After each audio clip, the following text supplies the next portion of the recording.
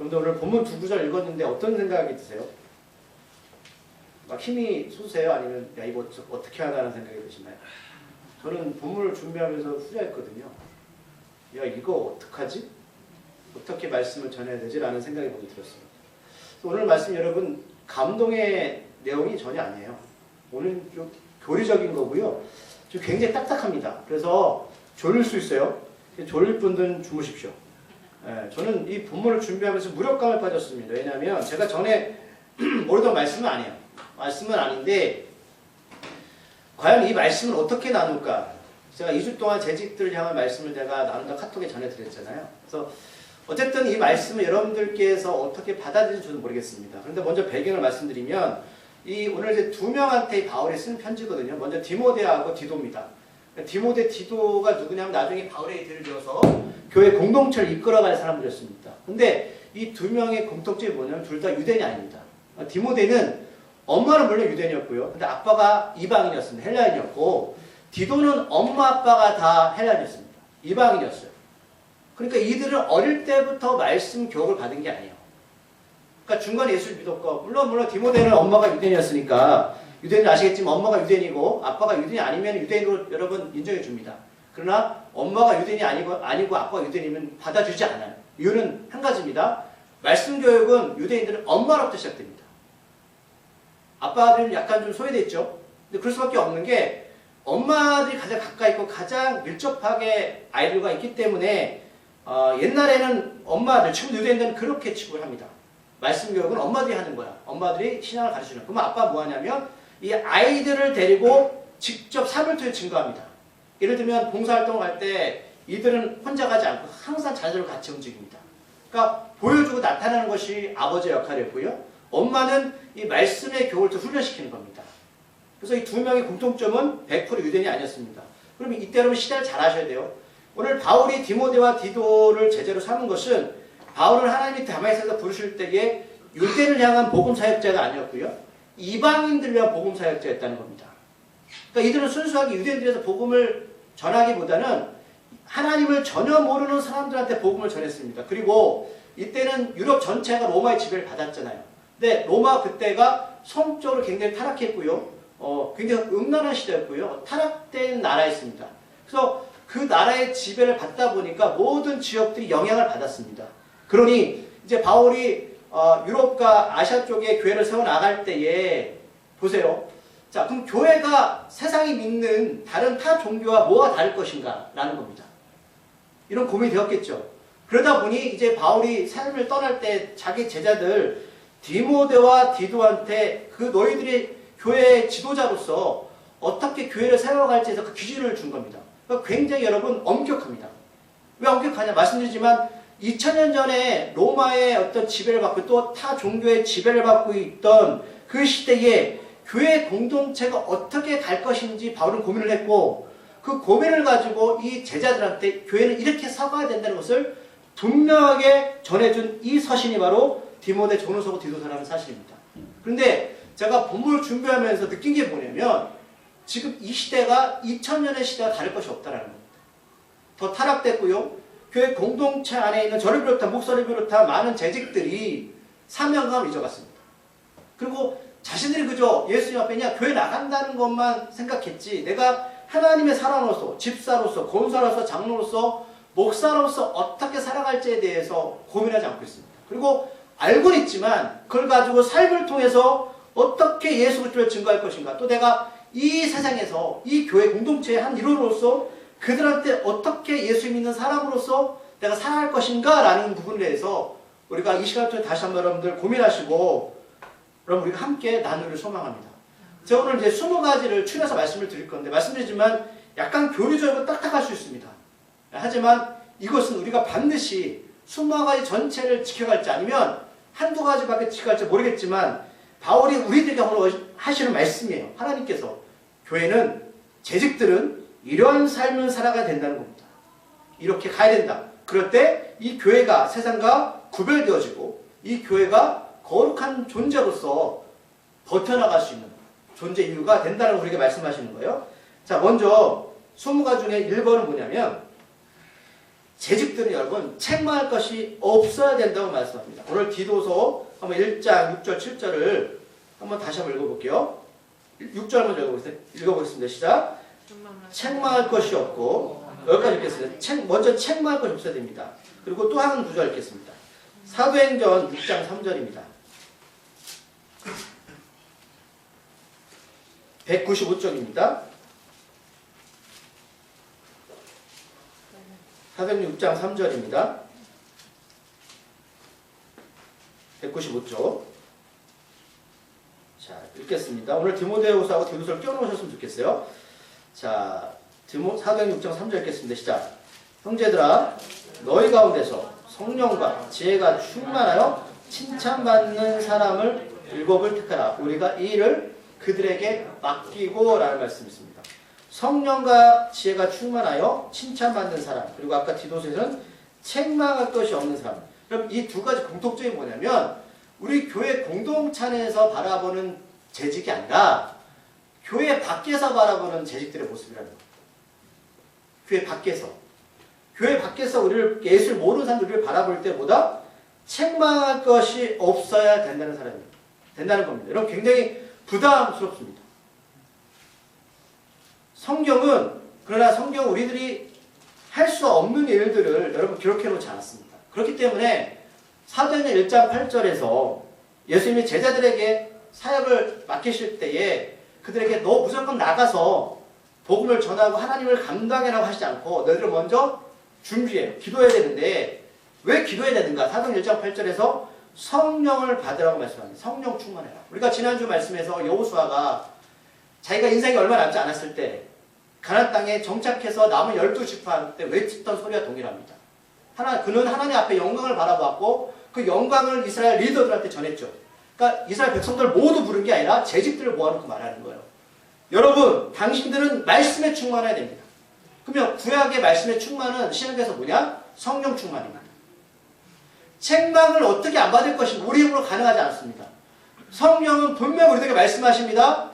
너희들 먼저 성령 충만해야 한다. 그러면 우리가 성령이 충만하려면 사람의 능력으로 나타나는 것이 아니라 분명히 하나님의 능력이기 때문에 그러기 위해서는 우리의 마음과 생각을 하나님의 것으로 채워져 나가야 됩니다. 그럼 무엇으로 채워져 나갈 것인가? 말씀입니다. 재직들이 저를 비롯해서 2022년도에 우리가 다른 거 여러분 계속 우리가 개척 때부터 나눴던 부분이 뭐냐면 다른 것보다 말씀 앞에 바로 서야 됩니다. 말씀을 읽고 쓰고 행하는 것이 우리 우선시 되는 삶을 살아갈 때에 그래서 우리 안에서 하나님의 능력이 나타날 수 있습니다. 그럴 때 사람들 우리를 통해서 예수도의 모습이 나타나지는 것이고 좋은 평판을 들을 수 있다는 소리예요. 그래서 저는 여러분들 내년부터 저를 비롯해서 이따가 말씀드리겠지만 그럼 이웃 가장 가까운 이웃이 누굴까 고민해봤습니다. 가족 아니겠습니까? 우리가 뭐 남한테 뭐 잘해주고 하는 거 물론 중요하지만 그 무엇보다도 가장 가까이 있는 이웃한테 우리 가족한테 좋은 평판을 듣도록 성령 충만해서 우리가 그 길을 가야 될 것 같습니다. 그리고 가족으로 확대되어지면 우리 교회 공동체 확대 이웃으로 그렇가기를 소망합니다. 근데 두 번째 뭐냐면 디모데후서 3장 2절에서 한 아내의 남편이 되며 라고 말씀하셨습니다. 한 아내의 남편이 되라. 자, 로마 시대 제가 말씀드렸지만 성적으로 음란했습니다. 타락했습니다. 이럴 때에 이것은 우리가 볼 때 쉬운 것 같지만 이 2000년 전의 교회에서 지켜내기 쉽지 않은 부분이었습니다. 말씀을 하나 더 찾아보겠습니다. 고린도전서 5장 1절입니다. 고린도전서 5장 1절 말씀.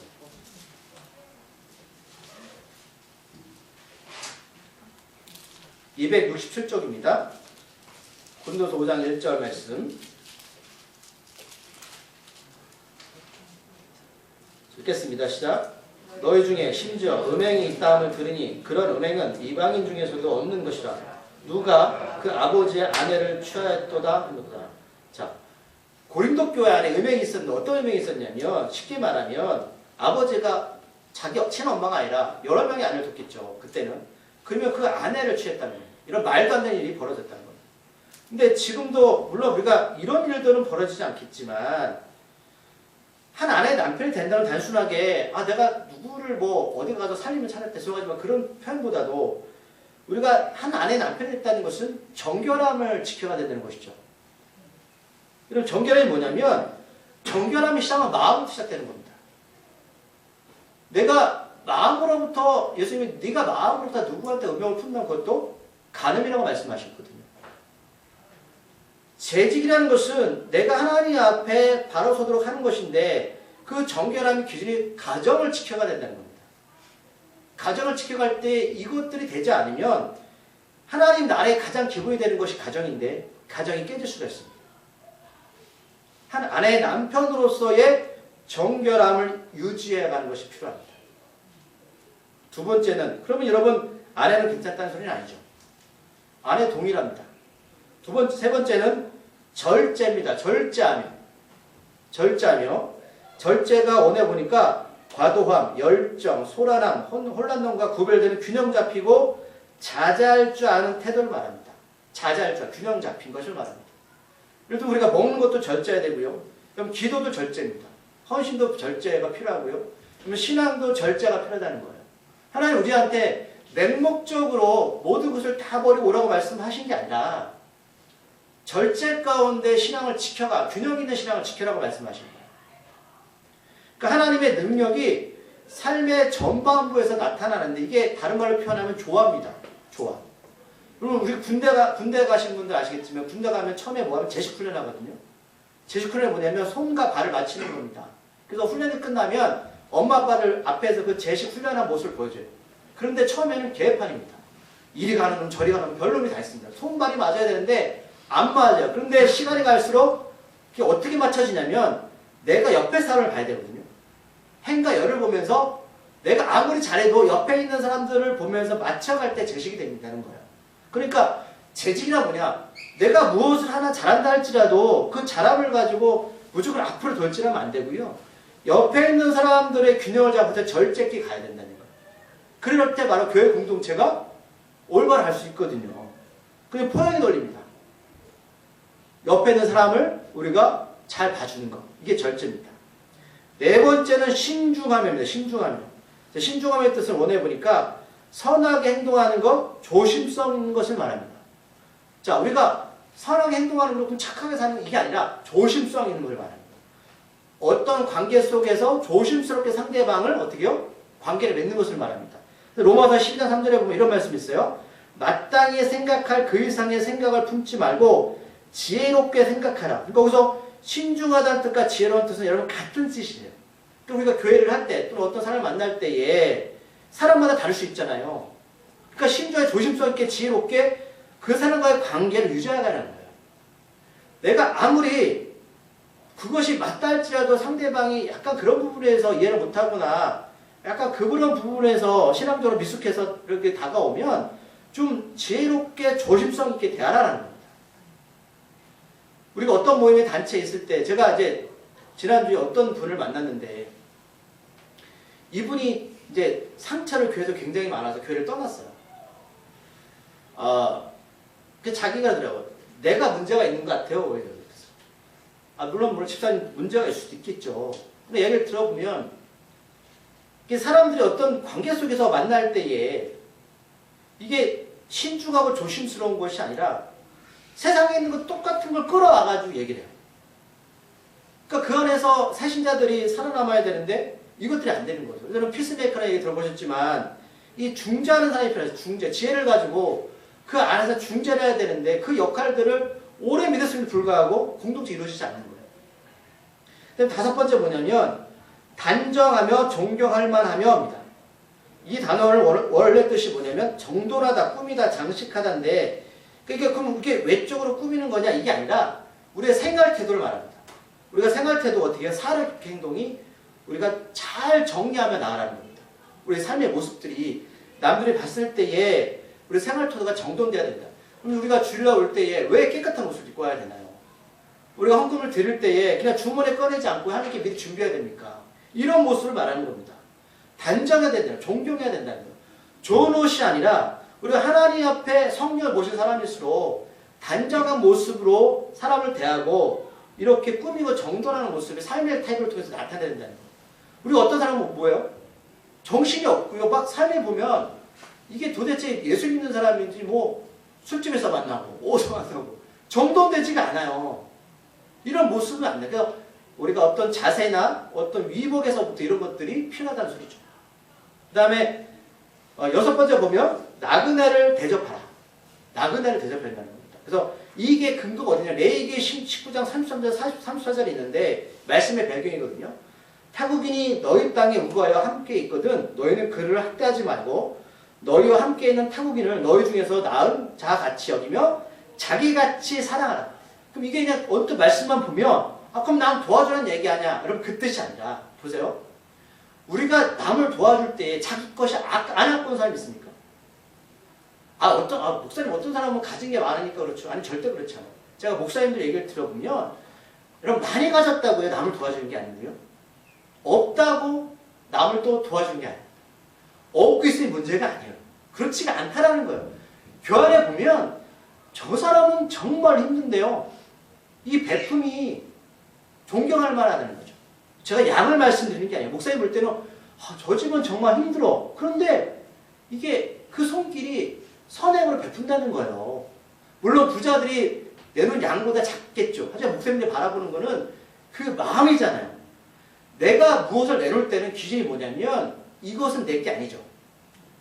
이걸 내 거라고 생각하면 내놓겠습니까? 있건 없건 떠나서 하나님께서 우리가 이 땅에 보내셨을 때 청지기 사명을 주셨잖아요. 우리의 모든 것은 누구의 것이다?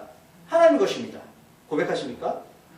그럼 고백이 되는 순간에 내가 드리는 그 손길은 누굴 도와주겠다가 아니라 이것은 하나님의 것이기 때문에 하나님이 기쁘신 일쪽으로 마음을 쏟는다는 거예요. 이게 나그네 대접하는 겁니다. 아무리 없어도 많아도요. 사람들은요. 그것을 내 것을 취하는 순간에는 손을 내밀지 못합니다. 절대 못 내요. 일곱 번째는 가르치기를 잘하면. 그럼 이거 말씀 보니까 말씀을 잘해야 되는 거네. 틀린 얘기 아니지만 이거 원어를 보셔야 돼요. 뭘 가르치기를 잘하냐? 삶의 태도나 자세를 말합니다. 우리가 여러분 성경을 100번 읽는다고 해서 그 사람이 변할까요? 변하지 않는 사람도 있습니다. 여기서 말하는 게 뭐냐면 삶의 자세인데 디모데후서 2장 24절 말씀 한번 찾아볼까요? 같은 뜻이거든요. 뭘 가르치기를 잘하는 것이냐? 그러니까 디모데후서 2장 24절 말씀을 읽어보겠습니다.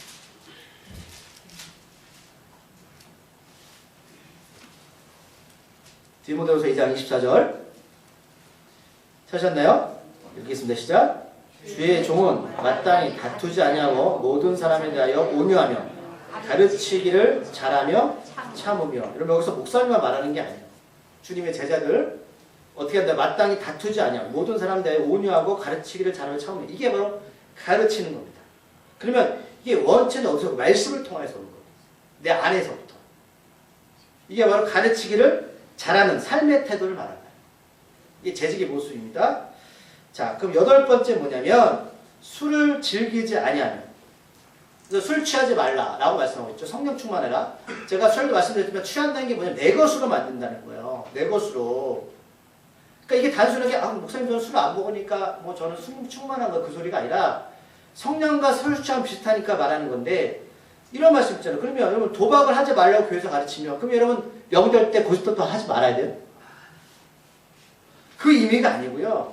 내가 어떤 것에 빠져서 중독되는 것을 말해요. 단순하게 술뿐만 아니라 우리 인생을 살아가면서 내 자녀에 중독되는 거, 내 사업에 중독되는 거, 직업에 중독되는 거, 그것이 하나님보다 더 우선시 되는 것을 하지 말아라고 말씀합니다. 그게 취하다는 뜻이에요. 취하다. 아홉 번째 뭐냐면 제 고집대로 하지 아니하며. 제 고집대로. 고집이 뭐냐면 자기 중심적으로 살아가는 거예요. 교회 공동체는 더불어 살아가는 거잖아요. 그래서 내가 예를 들면 내가 하고 싶으면 살 수 있죠. 하지만 교회 공동체 재직들이 있잖아요. 내가 어떤 행동이나 말을 통해서 누군가가 폐를 본다면 그렇게 하지 말아라. 하지 말아라. 이게 좋아하잖아요. 그래서 누군가 그것들에 대해서 내가 조심스럽게 다가가서 그걸 받아들일 수 있는 거. 성품을 가져라라는 말씀하고 있습니다. 우리가 계속 여러분 이 부분을 계속 중복되는 것을 볼 수 있겠지만 바울이 디모데하고 디도한테 말한 게 뭐냐면 교회 공동체의 화합입니다. 이 교회 조화를 말씀하는 거예요. 자, 10번, 10번째는 뭐냐면 급히 분내지 아니하며. 근데 사람들 생각하는 게 급히 분내는 것은 뭐 성질이 급해요. 저도 성질이 급하거든요.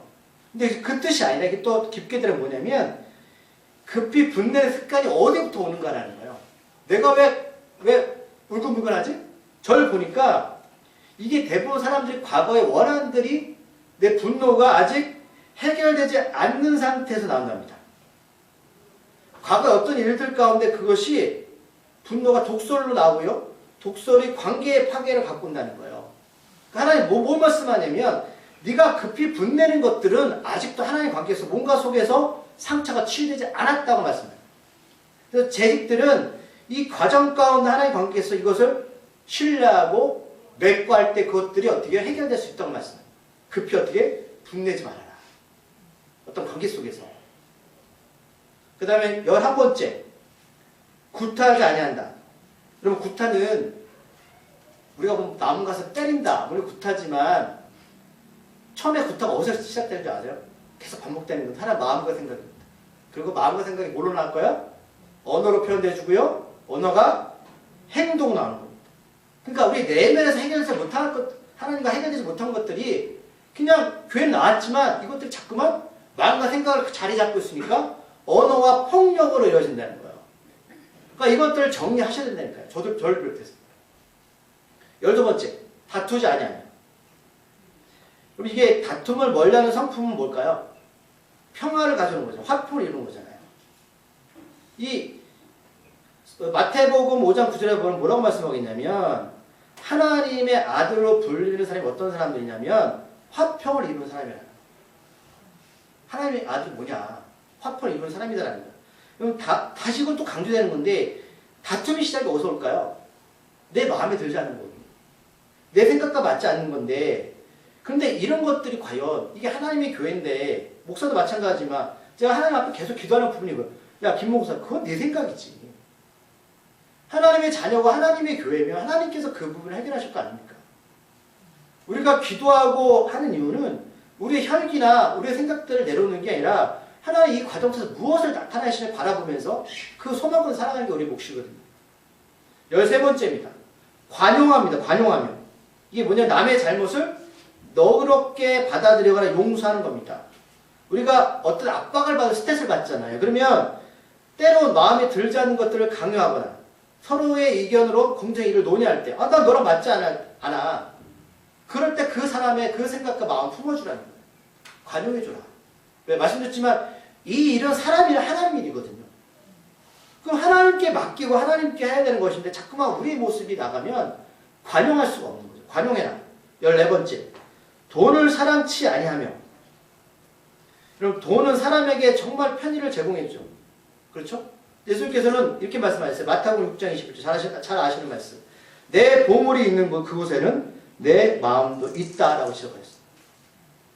그러니까 우리 마음이 어디에 있는가를 보시는 거죠. 그러니까 너의 삶의 가치가 최우선순위가 뭐냐라는 거예요.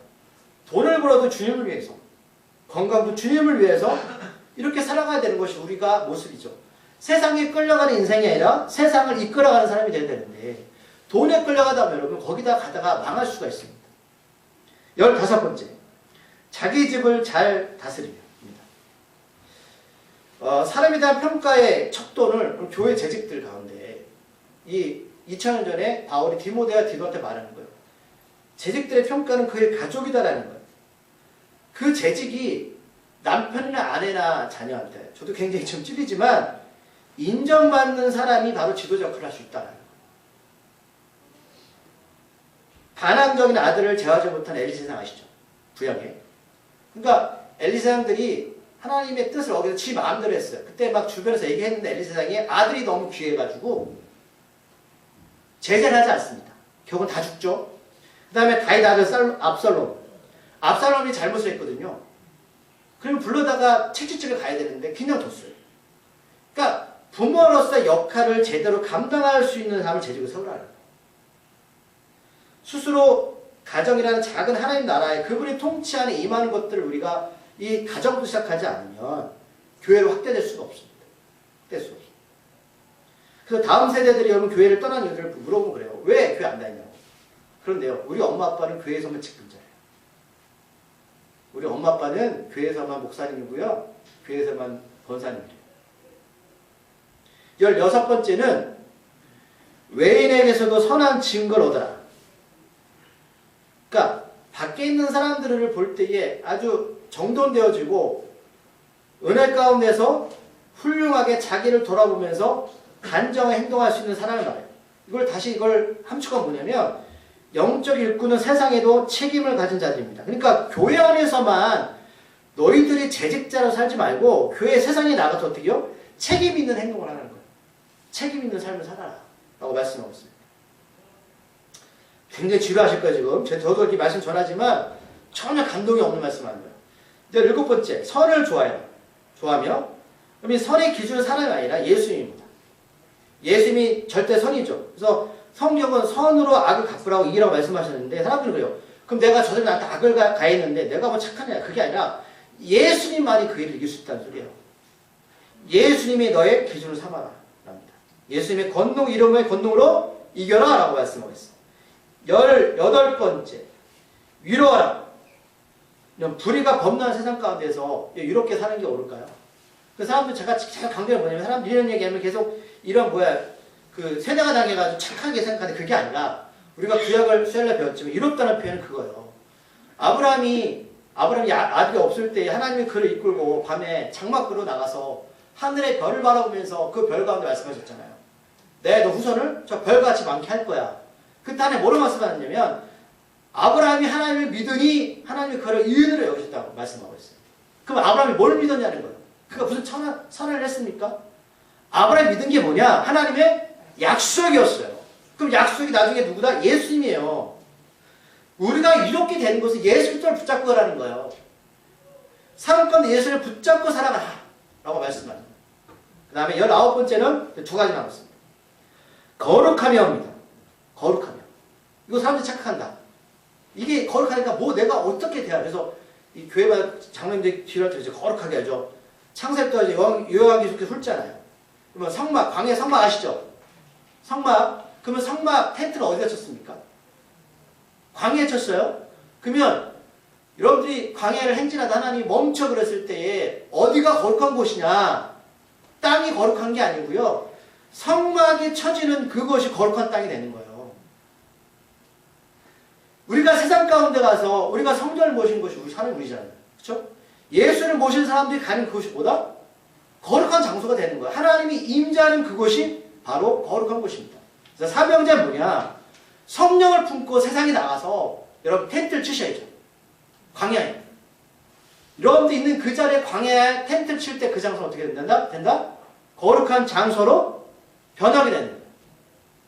자, 마지막. 고생하셨습니다. 마지막 왔어요. 머리 하나도 안 남으실 거예요. 나 뭐 들었는데 괜찮습니다.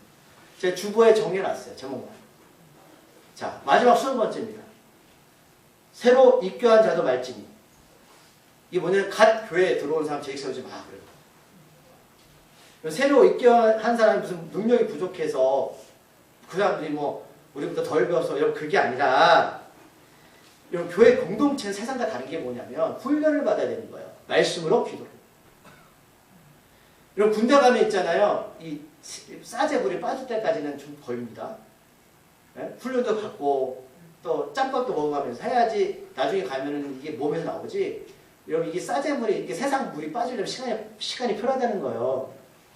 그러니까 이 교회 간놓은 사람들은 물론 열심히 있고 자기 나름대로 열정이 있지만 교회 공동체 말씀드렸지만 교회 공동체에서 교회가 말하는 어떤 배려, 어떤 섬김 이런 사람들을 잘 몰라요. 그래서 자기 생각이 앞서잖아요.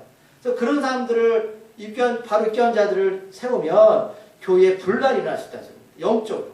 그래서 마지막에 20번째는 새로 입교한 자들은 재직으로 세울 수 없음을 이 교회 공동체는 분명하게 말씀하고 있습니다. 제가 처음에 말씀드렸지만 말씀 정리할게요. 바울이 디모데나 디도한테 이렇게 사명자, 재직들의 자격 요건을 높게 세운 목적이 뭐냐면 이방인의 선교라고 교회가 세워졌는데 구별되어졌다는 거예요. 교회 똑같은 거 아니야? 교회 사람들 보니까 교회 안에서만 목사고 집사고 권사지 나랑 살아보니까 대해보니까 다른 게 하나도 없어. 그러면 그 사람들이 믿었던 타 종교와 또는 그 살았던 인생의 가치관과 우리가 여기 들어와서 배웠던 예수님과 다를 게 없다는 소리예요. 그래서 바울은 디모데와 디도한테 이제 다음 세대에 세워갈 때 이렇게 아주 타이트하게 어떻게 보면 이렇게 조밀하게 어떻게 다 지켜갈 수 하는 것만큼의 이런 기준을 세워놨다는 사실입니다. 그래서 제가 오늘 2주 동안 말씀을 꼭 들으세요라고 했는데 오늘 못 오신 분들 여러분들 다 전해주셔야 돼요. 저는 다시 제가 이제 다 말씀드리지만 여러분들 하나님 나라의 교회 공동체의 모습들이 여러분들 그냥 여러분 듣고 그냥 끝날 수도 있어요. 저도 마찬가지지만 나중에 준비할 때 저는 목사님 다 말씀해보세요. 저 잘 몰라요. 다 모를 수 있어요. 그러나 그럼 다시 한번 여러분 집안 읽어봤으면 좋겠고요. 우리 우암중앙교 공동체가 제가 개척할 때 말씀드렸지만 아니 수많은 교회가 있는데 교회 하나 더 서지면 무슨 의미가 있어요? 제가 그분 집회 때 그랬어요. 아니 수많은 교회가 있는데 그냥 큰 교회 하시라고. 그러면 우리 작은 교회 이런 개척교회나 옆에 천국교회 있지만 우리 작은 교회 우암중앙교회 말만 우암중앙교회지 센터교회가 그런 규모에 있는 오래된 교회와 여러분 차이가 뭐가 있을까요? 제 수설대 물어요. 김 목사 너 뭐가 차이? 또 뭐가 달라? 저는 그 답을 쫓고 있고요. 어쨌든 성경 말씀 안에서 저 나름대로 이렇게 살아보려고 저는 애쓰고 있습니다. 믿지 않으셔도 좋아요. 그럼 우리가 이 엄격한 이 기준이 우리한테 좀 적용이 됐으면 좋겠습니다. 여러분들이 재직으로서 앞으로 뭐 어떤 직분자로서 그냥 흘러가면서 사는 삶이 아니라 우리도 한번 이 말씀을 비춰서 살아보자 라는 겁니다. 바울이 여러분 이런 기준을 세웠을 때에 본인은 하지 못하면 세웠을까요? 저는 그렇게 보지 않아요. 분명히 바울 자체 소화가 됐기 때문에 디모데 디도한테 말하는 거예요. 디모데 디도 입장에서 만약에 아니 자기 그렇게 살면서 안 그렇게 하면 누가 따르겠습니까? 제가 여러분 이렇게 말하고 제가 인생 가운데 목사로서 본 의부인데 여러분들 그럴 거 아니에요. 아니 목사 저렇게 사는데 나는 뭐 내가 뭐 똑같은 거예요. 여러분들 가정에서 우리 엄마 아빠가 뭐 권사 집사인데 그러니까 본이 안 돼. 나도 교회 뭐 그 나가도 되겠어. 이렇게 나올 수 있는 거죠. 맞아요. 그럼 당연한 거잖아요. 오늘 말씀을 기억하시면서 앞으로 2022년도 내가 집사로 권사로 목사로서 어떻게 살아갈지 앞으로 교회가 또 성장하면 또 재직을 우리가 저도 빨리 세웠으면 좋겠습니다. 더. 그런데 준비되지 않는 재직이 아니라 준비되어 있는 재직들이 그를 감당했으면 좋겠습니다. 이 교회는 하나님의 교회거든요. 자, 기도하시겠습니다. 하나님 아버지 감사합니다. 오늘 좀 딱딱한 말씀을 나눴습니다. 교리적인 내용일 수 있습니다. 기억이 안 남을 수도 있습니다. 하지만 바울이 이렇게 다음 세대를 향해서 편지와 디모데와 디도한테 쓴 이 믿는 자로서 재직들의 이 삶의 기준은 우리가 앞으로 지켜가야 할 모습이고 지켜가는 우리의 우암중앙교회의 목표와 목적이 되어야 될 줄 믿습니다. 방향과 목적이 없다면 교회는 자기 마음대로 갈 수밖에 없고 믿는 사람도 자기 마음대로 믿을 수밖에 없습니다. 우리가 예수님처럼 저 표대를 향해서 달려갈 수 있는 은혜와 믿음을 허락하여 주시옵소서. 예수님의 이름으로 감사기도 드립니다.